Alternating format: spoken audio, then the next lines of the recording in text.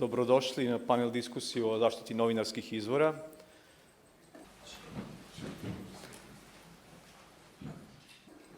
Razgovarali smo i juče i evo ovog jutra o tome koliko je bitno da mediji budu na strani uzbunjivača, ali često široj javnosti nije jasno, ne shvata s kakvim se sve poteškoćama novinari susreću u svom izveštavanju i sa kakvim pritiscima da otkriju svoje izvore. Danas ćemo o tome govoriti, a naši panelisti su Jelena Stojanović, advokat pištaljke, Jelena Spasić, urednica u Kuriru, Milka Tadić-Mijović iz Centra za istraživačko novinarstvo Crne Gore i Rafaele Anđijus, italijanski novinar i digitalni aktivista.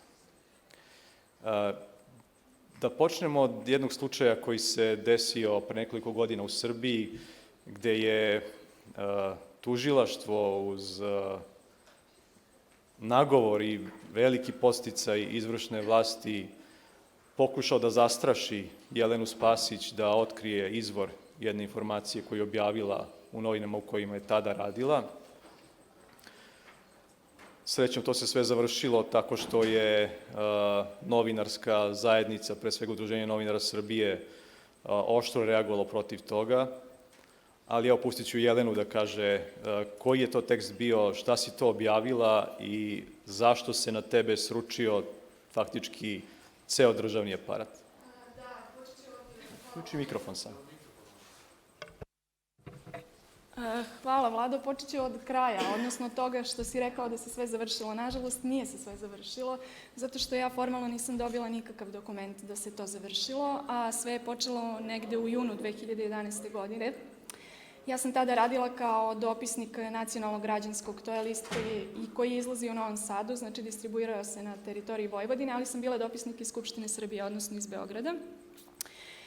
Reč je bila o tome da je zakazana sednica Skupštine Srbije na kojoj je trebalo, znači zatvorena za javnost, na kojoj je trebalo da bude predstavljen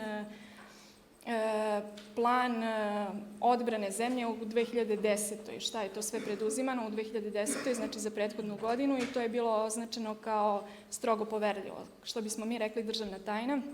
Naravno, došla sam do tog dokumenta i objavila sam ga, znači ja vrlo svesna da objavljam državnu tajnu i vrlo svesna da je to moja dužnost da uradim kao novinara, jer je bio apsolutni javni interes da to objavim što piše u tom dokumentu, a u tom dokumentu je pisalo da državni organi, znači ministarstva, javna preduzeća, ceo taj lanac ljudi i institucija koje mi, građani Srbije, plaćamo i koji treba da vode računa o nama i o našoj bezbednosti, znači da oni nisu jednostavno sproveli ni najelementarnije stvari koje podrazumeva taj lanac u sistemu odbrane, odnosno da nisu napravili čak ni plan u slučaju da izbije rat, ko kakav raspored ima, šta treba da radi.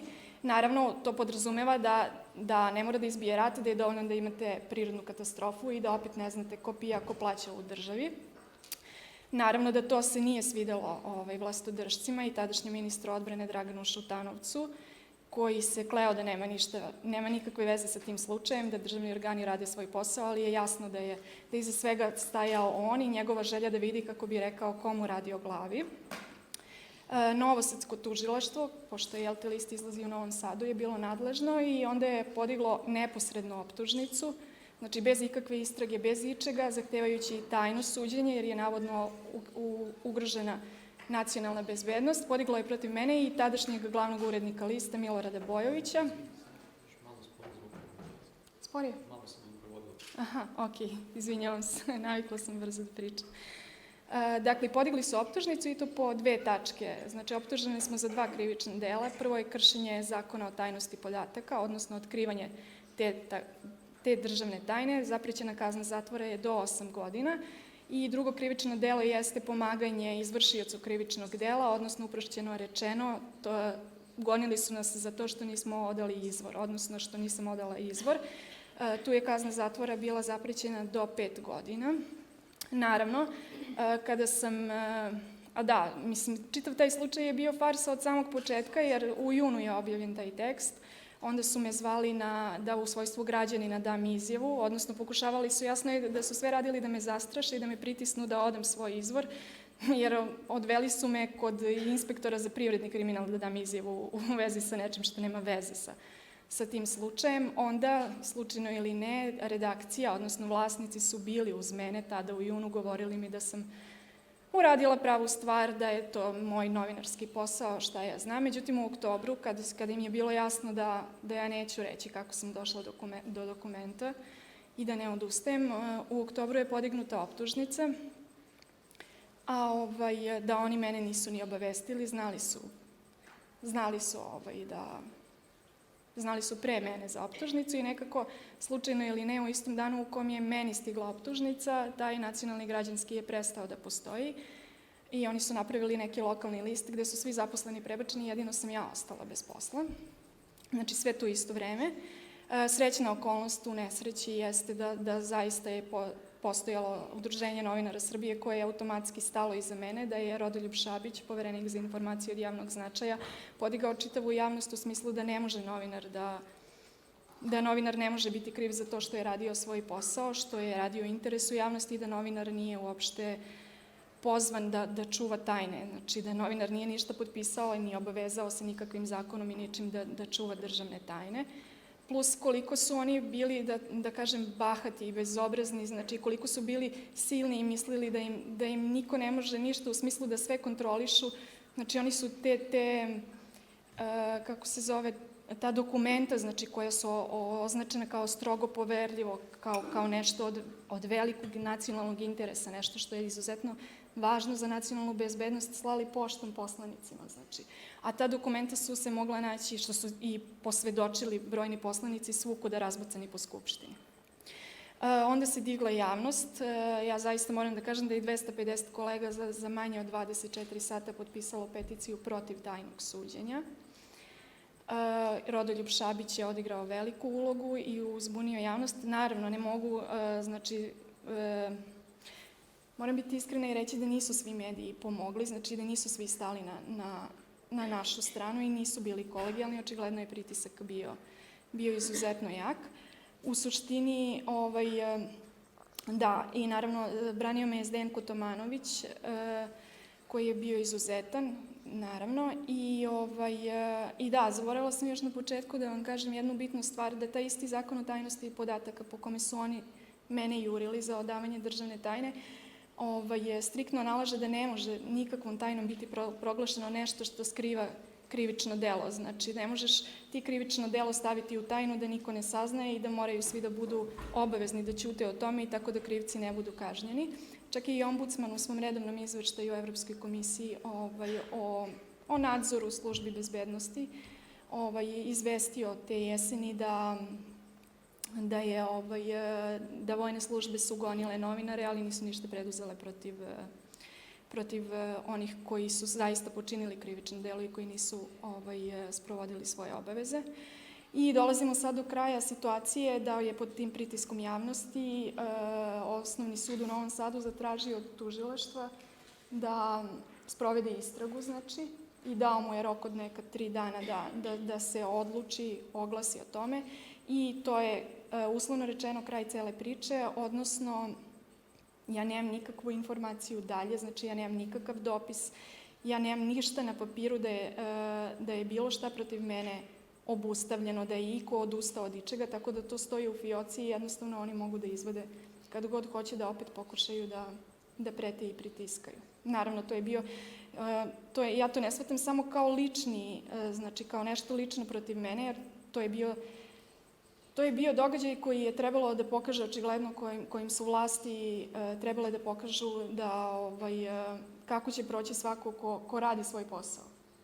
Ko uistinu radi svoj posao i ko se ponaša kao novinar i oni su toliko bili silni da nisu pretpostavili da će ne ići na otpor sa druge strane. Znači, mislili su da će to jako, jako lako da reše. I ne mogu da, mislim, tada su zaista u celoj toj situaciji reagovale su, uspela sam da spojim strane koje su naizgled spojile i desničare i građanske opcije i nevladine organizacije koje su reagovale i neke levičare koji su na svoju ruku reagovali. Ja moram da kažem da je tada opoziciona Srpska napredna stranka poslala saopštenje u kome je rekla da je neprimereno da tužilaštvo pritiska novinare, odnosno da preuzima ulogu političara i da radi za političare umesto da radi svoj posao. Ali takođe ista ta Srpska napredna stranka je relativno skoro reizabrala Zagorku Dolovac, koja je državni tužilac bila i tada, kada sam, gonjena, i u obrazloženju u parlamentu koji je izglasao, većina u parlamentu ima Srpska napredna stranka, u tom obrazloženju je rečeno da je ona perfektno radila svoj posao i da je zaslužila drugi mandat. Tako da, to je to. A koliko ta pretnja o kojoj govoriš, da ne znaš, nemaš informaciju da li je postupak obustavljen, koliko to utiče na tvoj sadašnji rad i na odnos sa mogućim potencijalnim izvorima? Pa ne utiče ništa, šta više, meni je cijela ta situacija u kojoj sam ja u prvom momentu mislila da sam zaista potpuno sama. Mislim, zamislite vi situaciju u danu kada ostanete bez posla, kada dobijete optužnicu, kada znate da niko tamo, iz te firme koja je trebalo da stoji iza tebe, neće stajati iza tebe, kada znate, pritom ste čovek, znate da imate bolesne roditelje, da vam je majka srčani bolesnik, da trčite da joj javite šta se desilo da ne bi videla na vestima i dobila infarkt. I sve to što se desilo, meni je dodatni motiv mislim, sad se ničega ne bojim, zaista, sve sam pregurala i jednostavno mislim da sam ispravno postupila i da ne bih čak, bez obzira na okolnosti, na šta drugo, ja lično kao ja ne bih mogla drugačije da postupim, jer ne bih sebe mogla da pogledam u oči ako bih drugačije postupila. To mi je najvažnije. Važnije od svega drugog šta ćete vi svi ovde reći ili bilo ko.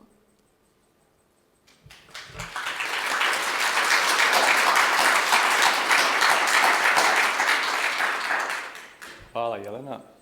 Sada bih dao reč Rafaelu, koji će nam govoriti o tome kako u vremenu u kojem svi koristimo razne digitalne aparate da komuniciramo jedni s drugima, možemo da se zaštitimo i da zaštitimo svoje izvore, dakle, da zaštitimo sebe, izvore od neovlašćenog špijuniranja i kako je najbolje da nam izvori, nama kao novinarima, dostave informacije koje su tajna, odnosno proglašene tajnom i zbog kojih bi neko mogao da završi i u zatvoru.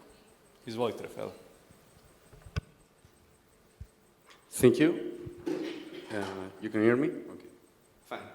So, what we do with the organization I'm working with, which is Global Leaks, is trying to provide services to newspapers, NGOs, and other realities, also public administrations, in case of bribery or internal wrongdoings, in order to collect and gather information about wrongdoings, violation of human rights, or everything you think could be sensitive information, protecting the anonymity of the source.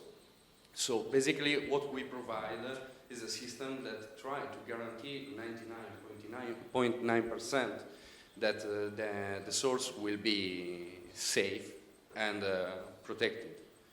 I would like to start with an example. This poem was wrote not just from a poet, but actually was a whistleblower. It was Mordecai Vanunu. He was a whistleblower from Israel. He was a technician, nuclear technician. He was just working with some parts of production of nuclear stuff in a nuclear power plant, which is Dimona. Then he leaked the information revealing that Israel was going to have a really intensive nuclear power plant, which was illegal in that time because it was in the 80s. So he just wrote a poem during his 11 years of isolation and 18 years of imprisonment, where he actually spoke some points that for me are really important. He says that a whistleblower is not just someone that knows everything about what is going to leak. It could be a technician, it could be the clerk, it could be someone who works everywhere in the organization. He wants to, where he sees some wrongdoings. So it's just about starting to think in a different way, to make a step forward, to make a step back, and to see the whole machine, as with Mordecai Vannuno's words. So basically, it's about trying to figure out what's going wrong around you. Also, if you're not expert in the field, you have some information. He was a technician.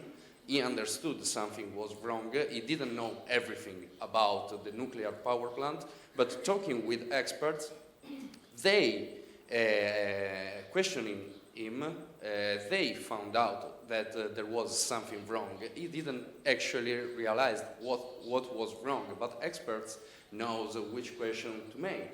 So journalists and other kind of experts regarding the field. So he just realized, talking with experts, that he had several information about a nuclear weapon plant that was about 150 nuclear rockets from Israel, which was illegal. He didn't know for sure, he didn't know everything, but they understood from his description of places. So what we see here is that whistleblowing is not something, well, it's something that for us, for sure, should be in everyday's life as a way of thinking. You should think that you can actually change things by leaking those informations. Mordecai Vannuno is one on the left. Roger Boyce-Joly, my other example, is the one on the right. He was an engineer. He was working with an enterprise producing a specific kind of seal for rockets and space shuttles.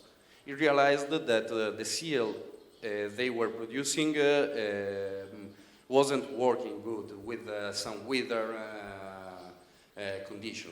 So he tried to say, hey, our stuff is broken. And of course, the enterprise said, no, it's not true. They tried to keep him back, etc. The seal was meant to be for the Space Shuttle Challenger, and he tried to contact NASA, but NASA.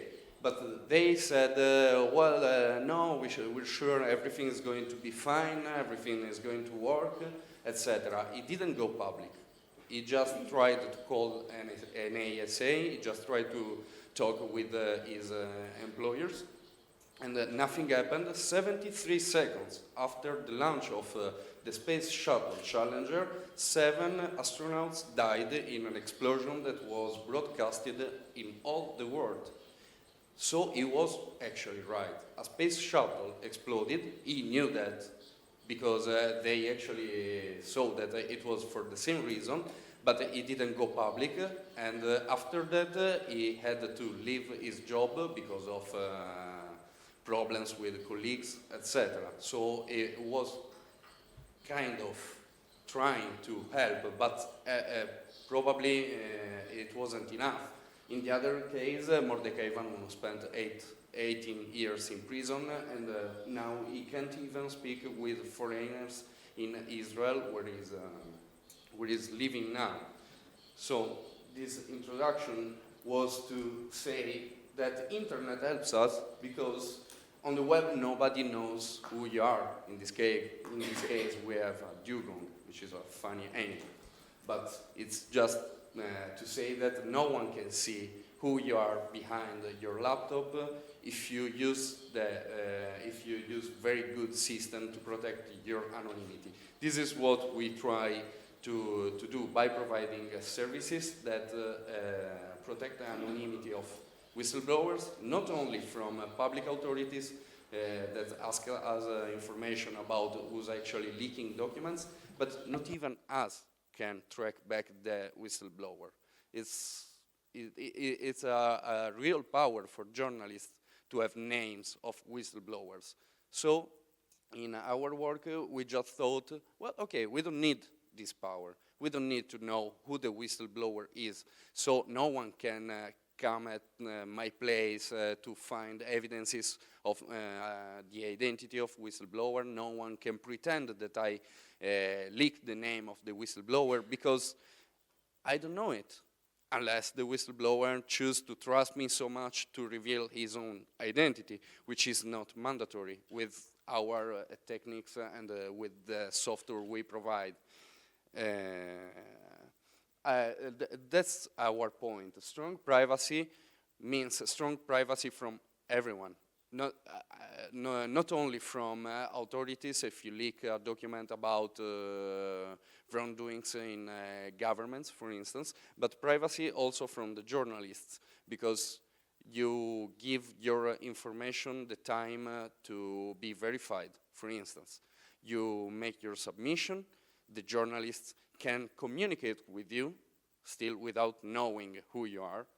They can ask you questions, they can verify, they can investigate. Then they can publish or go to the prosecutor or go to authorities. It depends from the submission. But in every case, it's the decision to be public for the identity of whistleblower is only on the whistleblower. Journalists don't have that power. Most of the problems in whistleblowing culture, whistleblowing world, are around the problem of human error. So maybe I'm really trying to protect my source identity, but maybe I made a mistake, or maybe he do a mistake. It's normal. Maybe you're scared, or just maybe we didn't thought that that submission could create so many problems. That's why it's like creating a space between the information and the identity of the whistleblower to figure out if he needs protection and which kind of protection he needs and from who he needs protection. Because it's not only mafia or criminal organization, as it can be often in Italy, for instance, but it can be also governments. We saw it with Mordecai Vanunu. He was kidnapped in Italy, not even arrested. He was kidnapped because he wasn't breaking any rule. So, just this. So, after that, after verification, after collecting other information, doing interviews, verifying data, verifying the leak, verifying the documents, you can go public. And if you think that journalists did a good job, that authorities are doing a good job, if you feel yourself safe, then you can go public. You can leave the web, leave that space, and just reveal yourself, and then do everything you need to bring on the information you leaked for first. So, our first priority is protection of sources, but it should be, in our opinion, also first journalists' priority to protect the source. Because source whistleblower is a person that struggled a lot before deciding to leak information. We owe him great respect because they are changing something. We should be just tools to help them changing something. So it's really important that journalists understand that whistleblowers are the first priority before the information, and they should do everything in their possibility to defend whistleblowers. Well, but Pew Research Center documents and a survey made between investigative journalists in United States spot that 64% of journalists think that government is controlling them. And by controlling them, I'm talking about Snowden thing, okay? NSA, I'm talking about text messages, calls, normal line calls, internet, email, WhatsApp, whatever. 64% of them think they are under control. And it's supposed to be a democratic state. So probably it's worse in other countries like Saudi Arabia, for instance.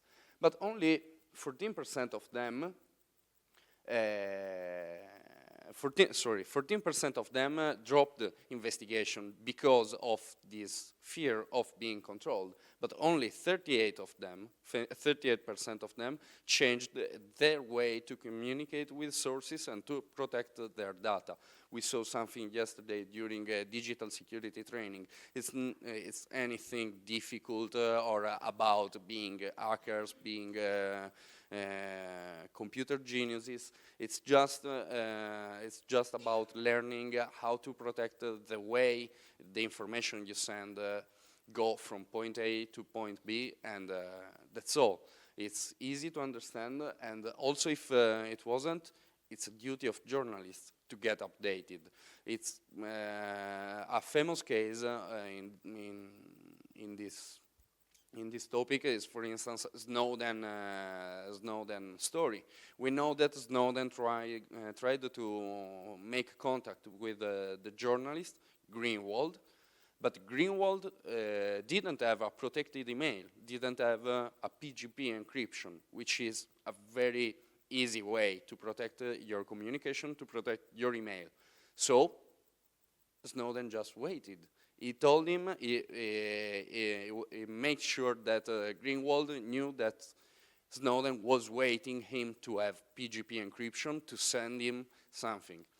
It required 1 year. So what would happen if someone try to make contact with you, but you don't have a PGP encryption? Maybe they just change journalist, or maybe they just see that it's too dangerous, it's too difficult, and they just drop the information, and they are whistleblowers that are not going to leak information. Basically, I start from the opinion that most of the people in this strange world are good people, and most of them would like to turn on wrongdoings only if they feel comfortable with it. So we, journalists and activists, we just have to provide them tools to do it with safety. Here there are some definitions. I don't want to be boring, but it's really important to understand the difference between anonymity and confidentiality. Because anonymity is when actually no one can reach you out, because you're just protected from strong systems that are beyond NSA, for instance. And we already saw that NSA is quite strong reality, and it's not the only one. Almost every government is able to control every kind of information in his own state. The problem is that the United States are able to do so also in all other countries, but that's a political problem. And it's important also to understand the difference between analogic and digital anonymity. In this post-WikiLeaks world, we're used to bound the whistleblowing world with technological stuff. At least I'm talking about normal people, not journalists, of course. But most of the people think that whistleblowers are some kind of strange creatures that have information, use a strong system to communicate. Actually, it's not like this. Whistleblowing is one of the oldest occupations of our humanity. Foucault talked about whistleblowing in the 70s during his lessons. So it's really something really older than computer. It's just that governments are better, criminal organizations are better in doing informatic things. We just have to update ourselves. It's like having a type machine. Maybe someone would prefer to write with a pen, but you know, we invented type machines and computers, and now we have encryption. It's just like this. So, whistleblowing project. We figure out some guidelines to create our projects. Of course, we create projects framed in specific contexts, so everything can change. But basically, we start always with a threat model. So we start understanding what actually is the threat that you're facing. If you want to address a violation of human rights in a country, you have a high threat model because you have a whole secret service compartment to take care of. But if you want to collect the documentation inside a company from people of the company, it often happens. You don't need that kind of strong security. Private companies are turning to whistleblowing system inside the company. They are using both digital system and hotlines because they understood that paying fees like Volkswagen is doing right now because they didn't control the information is much more expensive than to take the leak, take the information, and try to fix the problem between the information to go public. Of course, it's about companies' politics, so maybe we can disagree with this, but also private companies are understanding this. Public companies too. Governments are starting to collect information about bribery, about wrongdoings, and about wrongdoings in their own offices. Italy now is thinking about using digital instruments to collect the documentation for wrongdoings inside the public administration. We think it's really a step forward in transparency. So we provide systems that use Tor. I don't know if you know the Onion network to be really fast. It's famous as deep web.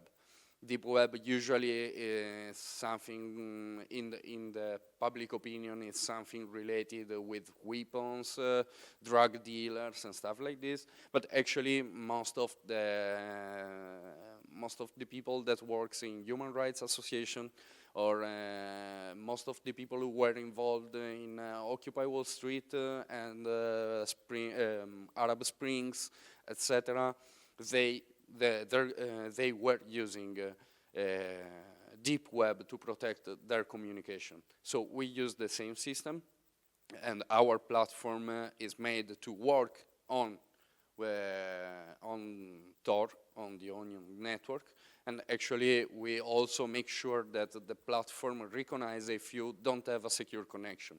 So if you think, well, but it's hard because a regular person can't go on Tor or something like this, well, the platform explains how to get inside Tor, because if you go on the platform without using Tor, the same platform will say, stop, you're not on Tor, just go back, install this little program, and try again to make your submission. That's how it works. A trustworthy whistleblowing network needs to be committed to the problem you're trying to address. So the user experience is really important because the whistleblower needs to feel comfortable with all the project. They need to trust you. And it's not that easy because you have the right to be paranoid if you're going to leak documents, if you fear for your life, sometimes happens. So the easy way is to localize the platform, trying to understand what kind of problem you're addressing, what kind of whistleblower you can find, and then you try to talk to him, which is an average him, of course, because we don't know who the whistleblower is. But so, brand accountability, this is really important. It's useless if I do a Raffaele Angius leaks, send me your documents, no one would trust me. But if you do it with Le Monde, if you do it with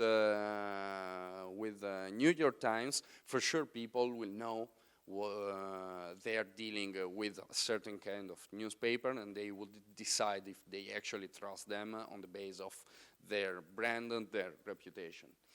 This is some kind of some examples of whistleblowing platforms we made in the past.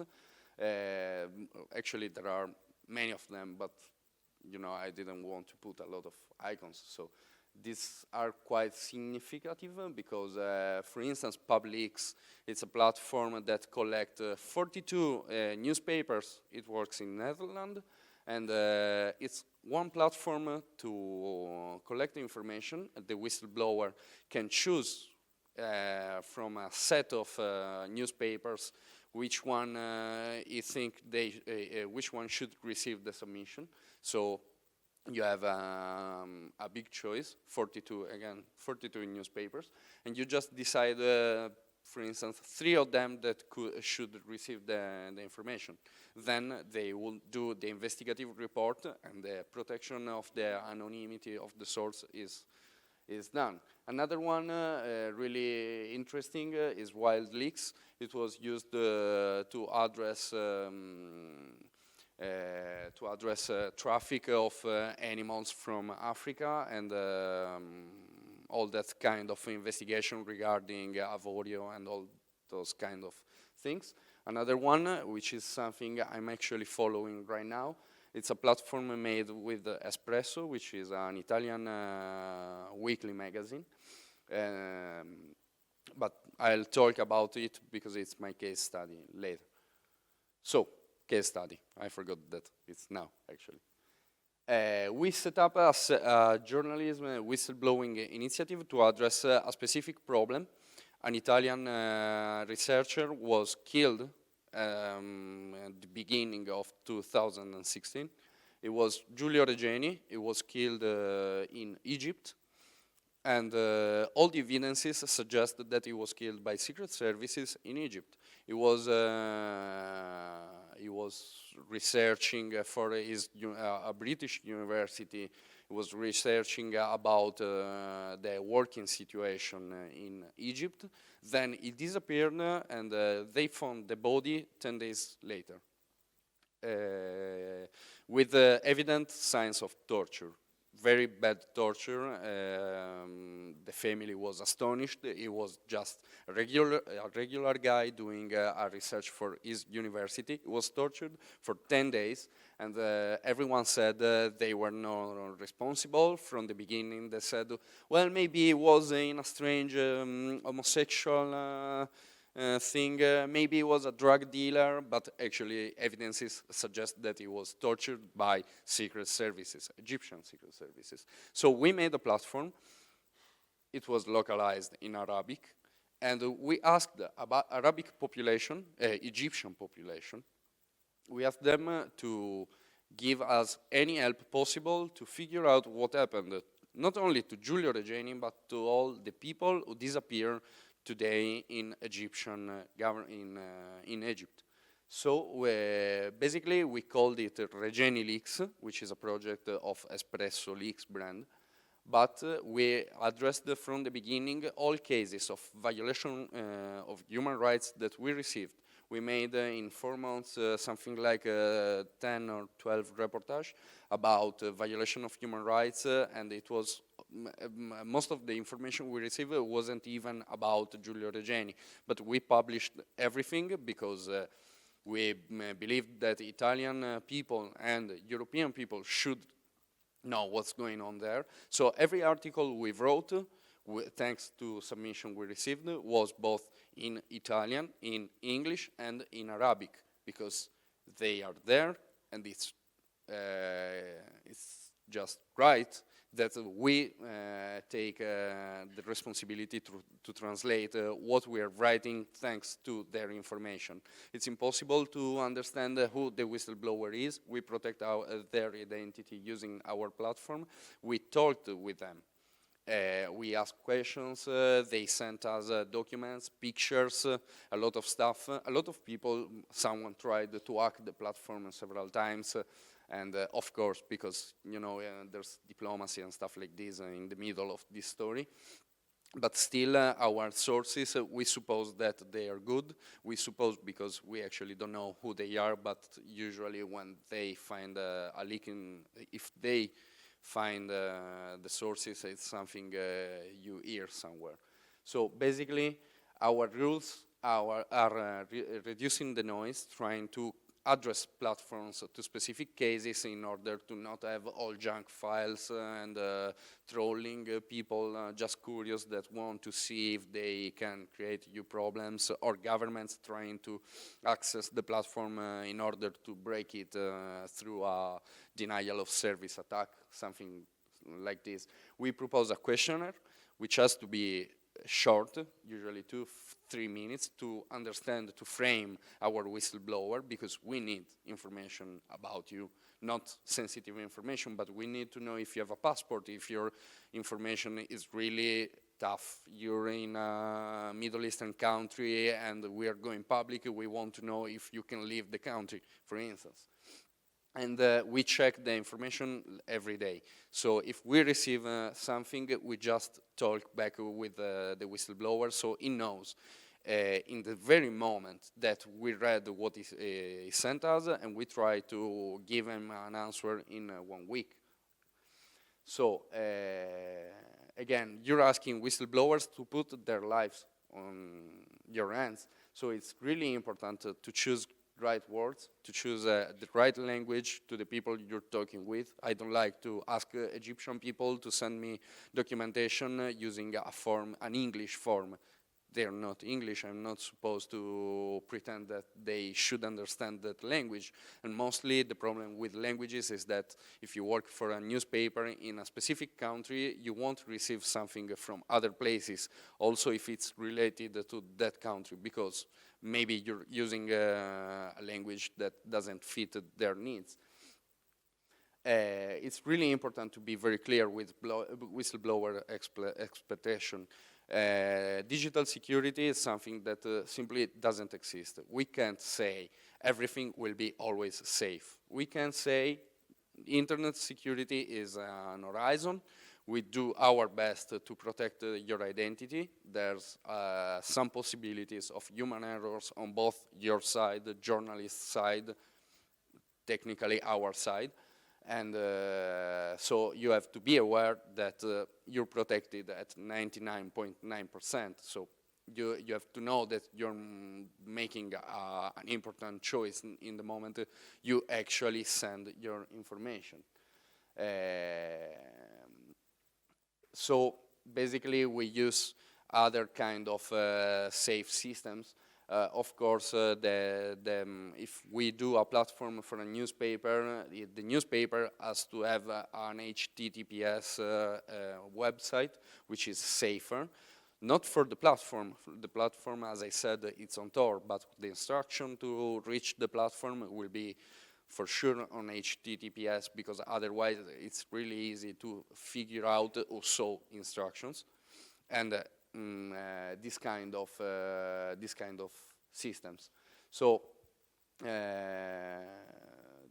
let's say we give regarding various possibilities of using the platform, we give the whistleblower the choice of his own anonymity. If he thinks that maybe is talking just about some sanitary problem with an hospital, something like this, HTTPS will be enough. Otherwise, if you're talking about violation of human rights, you probably should really go through Tor network.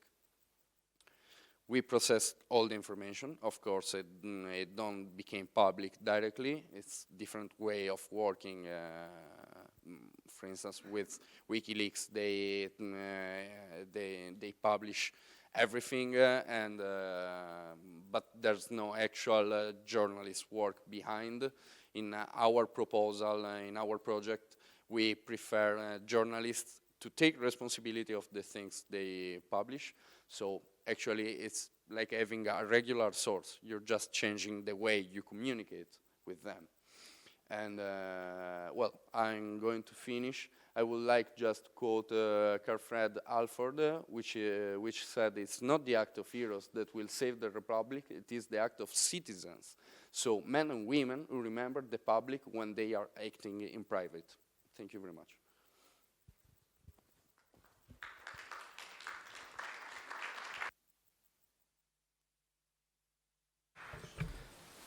Hvala, Rafaele. Iako smo vidjeli juče na radionici koju si održao da novinari ne shvataju još koliko i kako treba da zaštite svoju komunikaciju, mislim da će vrlo brzo doći taj trenutak kada će i novinari u Srbiji početi da koriste i Tor i Global X. Pištaljka sa vama sarađuje već nekoliko godina i mislim da nam je potrebna u ovom trenutku jedna kampanja upoznavanja šire javnosti sa tim koliko je dobro i korisno koristiti softver koji omogućuje anonimizaciju, jer onda zapravo dajemo mogućnost ljudima koji žele da ispune svoju obavezu prema društvu da to urade na najbezbedniji način. Hvala još jednom. Sada bih dao reč Milki Tadić-Mijović, koja će nam reći s kakvim se problemima susreću i novinari u Crnoj Gori i njihovi izvori. Zahvaljujem se, Vlado, što si organizovao izuzetnu konferenciju. Ja mislim da bi bilo mnogo dobro kad bismo, recimo, sakupili sve ove priče zviždača i možda ih postavili na web sajt ili napravili neki dokumentarni film, da prosto vidimo da sve ovo što se dešava nama nije samo zato što smo u zemljama koje nisu izvršile demokratsku tranziciju, nego da su problemi sa kojima se mi susrećemo u stvari karakterišu i neke druge zemlje. Svi znamo, naravno, za slučaj Snowdena, ali recimo priče iz Švajcarske i priče iz svih ostalih zemalja nam govore da je govoriti istinu i ako se sukobite sa moćnim strukturama da uvijek imate probleme. Ja sam bila napisala jedno izlaganje, ali ja ga neću čitati, jer vidim da svi pričaju svoje priče i odlučila sam da ja ispričam našu priču. Naravno, da biste znali, moram možda reći malo backgrounda. Ja dolazim iz Crne zemlje, iz Crne Gore, Crne zemlje, koja nikada nije u svojoj istoriji promijenila vlast na slobodnim izborima.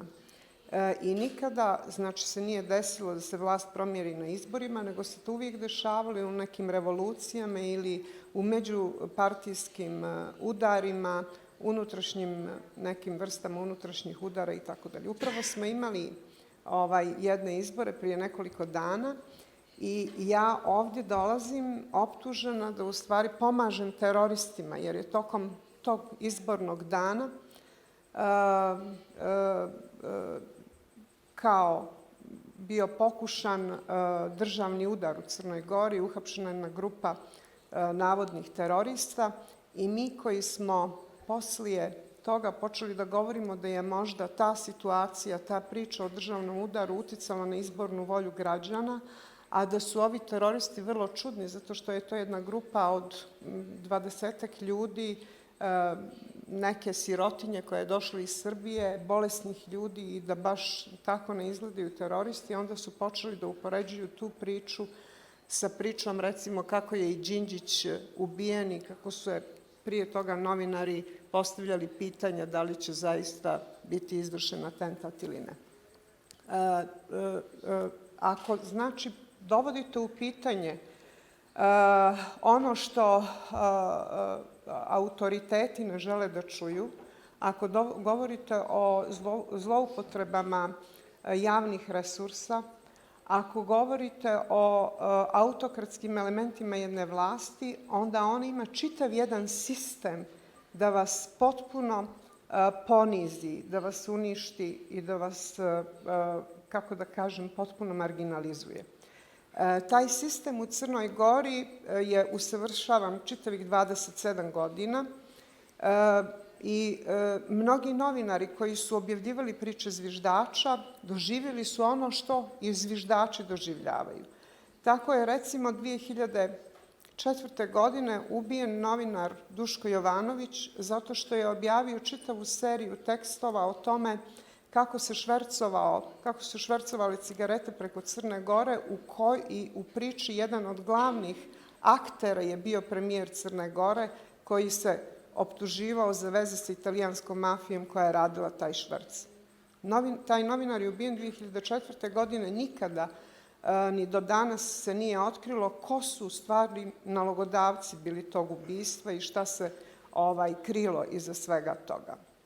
Nakon toga mediji koji su obilovali tekstovima zviždača, povjerljivim dokumentima, pričama o, recimo, korupciji na visokom nivou, njihovi novinari počeli su da doživljavaju, fizički su napadani, više od 20 novinara je fizički napadnuto, recimo direktor Vijesti je fizički napadnut, nikada nije otkriveno ko je stajao iza tog napada. Prije nekolike godine ispred redakcije Vijesti eksplodirala je bomba za ovaj Božić koji se slavi u decembru 24.5. Nikada se nije otkrilo ko je u stvari tu bombu postavio. Zatim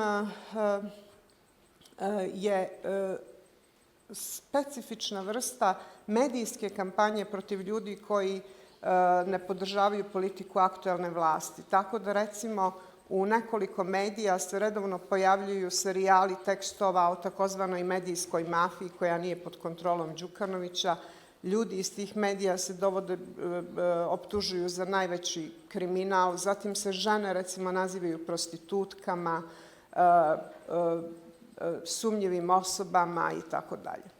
Znači, oni ne samo da pokušavaju da potpuno ruiniraju i da ne kažem da smo stalno izloženi sudskim procesima, da su među onima koji nas sude često najviši državni predstavnici i njihove recimo porodice, da smo kazne koje smo platili za te sudske presude toliko velike da su dovodile u pitanje opstanak ovih medija koji nisu pod kontrolom vladajućih krugova, da se dešavalo da na sudskim procesima protiv naših novinara sud insistira uprkos zakonodavstvu da se otkriju izvori.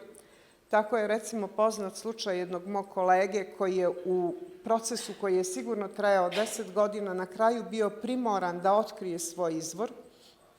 Na kraju je bio osuđen na ogromnu kaznu od oko 30.000 eura i kad je poslije 15-16 godina od tog procesa dobio proces pred sudom u Strazburu, on je i dalje morao da plaća polovinu svoje male penzije od 250 eura za kaznu za koju nije trebao da bude kažnjen, za kaznu za klevetu i koji i dan danas, uprkos odluci suda u Strazburu, još uvijek plaća tu kaznu. On ima 67 godina i čitav njegov život, znači sve sledećih 10-15 godina trebao bi da plaća polovinu svoje plate da bi isplatio ovu kaznu.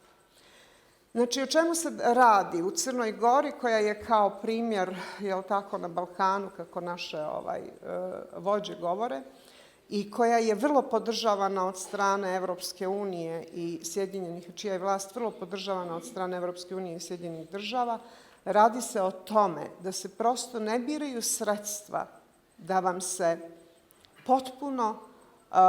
potpuno ekonomski slomite, da vam se uništi život. Možete zamisliti kako u jednoj maloj sredini u kojoj vam stalno na Pinku prekidaju svakih sat vremena one reality show-a i govore kako ste vi terorista ili ste sumnjivog morala i tako dalje. Kako to pokazuju vam sliku i onda kad izađete na ulicu, samo što vas ne šutiraju na ulici ljudi, kako to u tim malim sredinama utiče na ljude. Znači, oni pokušavaju sve da vas zaustave u ovoj priči, međutim, naravno, kao što ima zviždača koji uporno hoće da kažu istinu, tako i ima medija, ima mogućnosti, naročito sada i preko ovih online portala i tako dalje, da se ne ćuti. I mislim da je izuzetno značajno da se ovako nalazimo na ovakvim skupovima i da razmjenjujemo mišljenje i da se nekako udružujemo, jer jedino tako, čini mi se, možemo protiv sile. Eto, ja neću više da pričam, zato što znam da smo previše odužili sa ovim i probala sam da ovu dugu priču od 27 godina skratim u par minuta.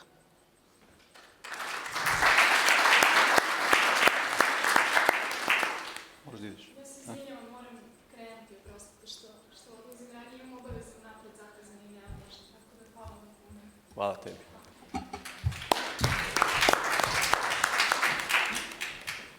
Hvala, Milka. Sada ćemo razgovarati o ovom pravnom okviru u Srbiji, koliko Zakon o zaštiti uzbunjivača menja situaciju možda na bolje za novinare.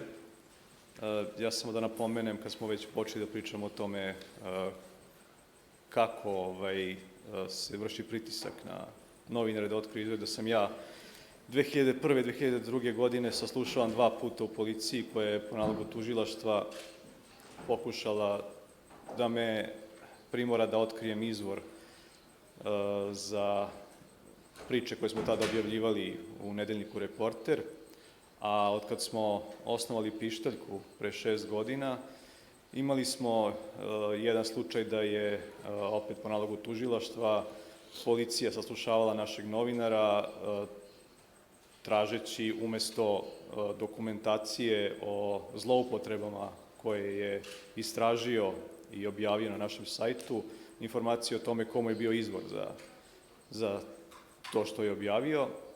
I u drugom slučaju je advokat jednog biznismena bliskog vladajućoj stranci tražio da otkrijemo izvor za informacije koje smo objavili o korupciji.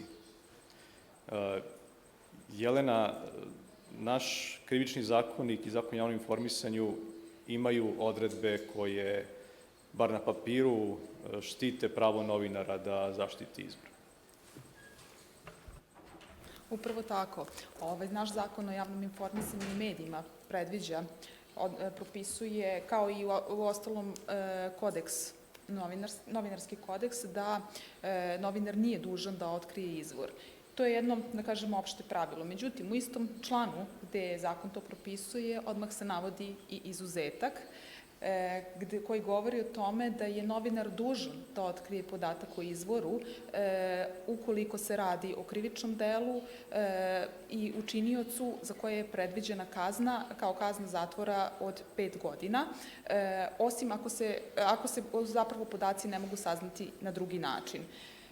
Po mom nekom mišljenju, skromnom, ja mislim da je to preširoko postavljena odredba, zato što naše krivično zakonodavstvo zaista predviđa jedan veliki broj, inkriminiše jedan veliki broj ponašanja upravo sa kaznom od 5 i više godina. I da je u tom smislu potrebno suziti ovaj pojam i uskladiti ga sa preporukom Saveta ministara, Komiteta ministara Evropske unije i Saveta Evrope, i u skladu sa članom 10 Evropske konvencije o ljudskim pravima.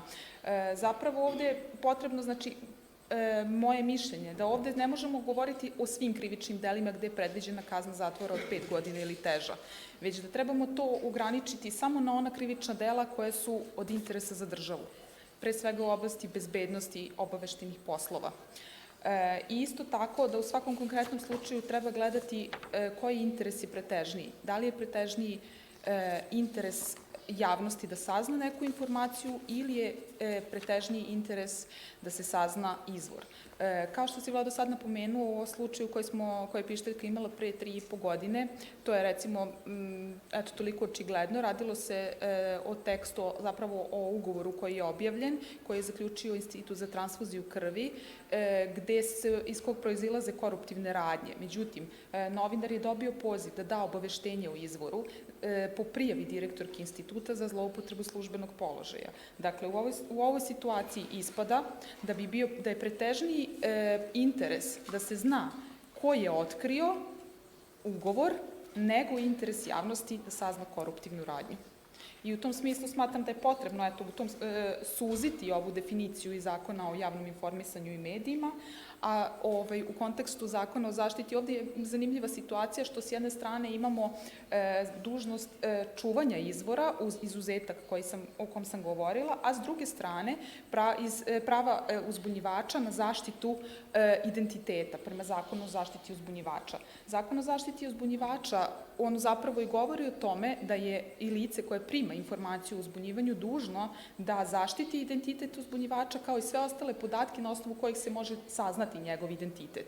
I sad se postavlja pitanje kako zapravo ove dve suprotnosti pomiriti. Kao što sam već rekla, eventualno kroz usklađivanje ove odredbe iz Zakona o informisanju i medijima i tumačenjem zapravo preovlađujućeg interesa, a dok se sve to ne desi, upravo na način koji je, da kažem, i pomogao i Jeleni, kroz jaka novinarska udruženja, aktivnost nevladinih organizacija, jake državne institucije koje se bave zaštitom ljudskih prava i kroz pojedince koji su učesnici u javnoj vlasti. Dakle, ako bi u skladu sa zakonom o zaštiti uzbunjivača, uzbunjivač dostavio novinaru informaciju o kršenju propisa, novinar na osnovu toga istražio, objavio članak ili na neki drugi način, u nekom drugom mediju objavio to što je otkrio, a onda tužilaštvo zatražilo da on otkrije svoj izvor i novinar bi pristao na to da otkrije izvor, taj uzbunjivač... Mi bismo bili u velikom problemu. Taj uzbunjivač bi mogao da tuži novinara zbog odavanja identiteta. Pa, hipotetički bi moglo, ali to bi bio zaista veliki problem odavanja podataka o uzbunjivaču, naročito imajući u vidu sadašnji trenutak i da se radi o novom zakonu, čije efekte ćemo videti tek u narednih nekoliko godina, da se radi o jednoj vrlo osetljivoj oblasti i svedoci smo ne samo u Srbiji, nego i u svetu da su uzbunjivači uglavnom žrtve odmazde i takva situacija bi ozbiljno poljuljala i potencijalne uzbunjivače da uopšte otkriju brojne koruptivne radnje upravo u strahu da bi moglo tako nešto da se desi. A da li bi hipotetički novinar od koga tužilaštvo traži da otkrije izvor mogao da odbije to pozivajući se upravo na zakon o zaštiti uzbunjivača da ne bi učestvovao u odmazdi nad uzbunjivačem? Moje tumačenje je da bi to mogao, jer zapravo i novinar kada istražuje, on dolazi do saznanja o nekoj nezakonitosti upravo u vršenju svog posla. I da upravo možda i takvo njegovo delovanje se može podvesti pod uzbunjivanje u jednom širom smislu. Znači, novinari mogu biti uzbunjivači po ovom zakonu, tako? Zakon ne kaže, zakon kaže da može biti svako fizičko lice, zašto ne i novinar?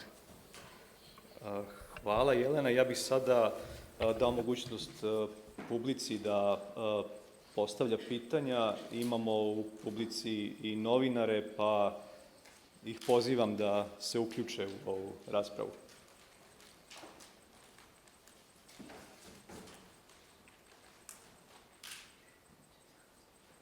Evo, Mirjana Mihajlović, izvolite. Samo mikrofon da... Uzmi mikrofon.